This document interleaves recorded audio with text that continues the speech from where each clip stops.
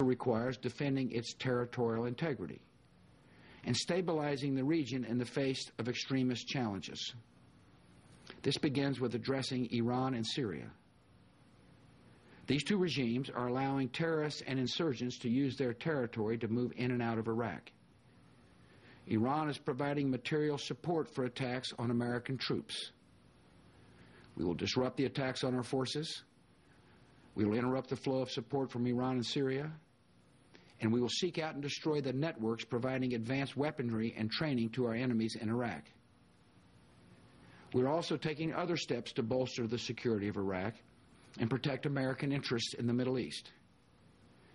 I recently ordered the deployment of an additional carrier strike group to the region. We will expand intelligence sharing and deploy Patriot air defense systems to reassure our friends and allies. We will work with the governments of Turkey and Iraq to help them resolve problems along their border. And we will work with others to prevent Iran from gaining nuclear weapons and dominating the region. We will use America. Are you confident? I'm confident. Senators also wanted to know about U.S. military plans for Iraq's neighbors, Syria, and specifically Iran, which the Bush administration has accused of arming insurgents. Delaware's Joe Biden told Rice there is a red line the administration must not cross. That they think they have authority to pursue networks or anything else across the border into Iran and Iraq. That will generate a constitutional confrontation here in the Senate, I predict to you. Only would be putting more pressure on Syria and Iran not to interfere in Iraq. U.S. troops seized 6 Iranians in the northern Iraqi city of Erbil. The Kurdish regional government there is demanding the immediate release of the detainees, saying they have diplomatic immunity, and the Iranian government is simply calling it a kidnapping. Let's go live to our senior Pentagon correspondent, Jamie McIntyre. He's watching all of this for us. Jamie, what's this raid all about?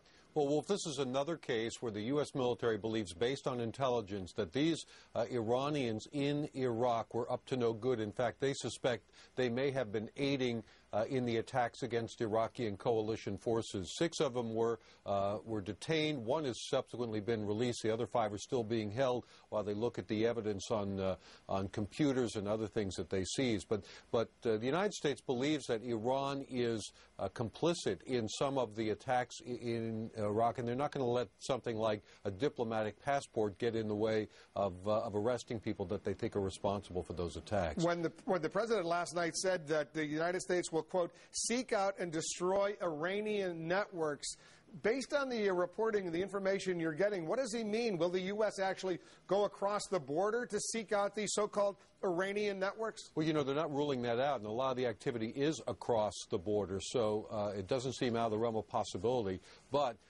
what Secretary of State Condoleezza Rice said today when she was asked about this during testimony on Capitol Hill is that they believe they can dismantle these networks inside Iraq without having to cross the border. That's the intention of the president's directive, to put more pressure on these networks, not just from Iran but also from Syria.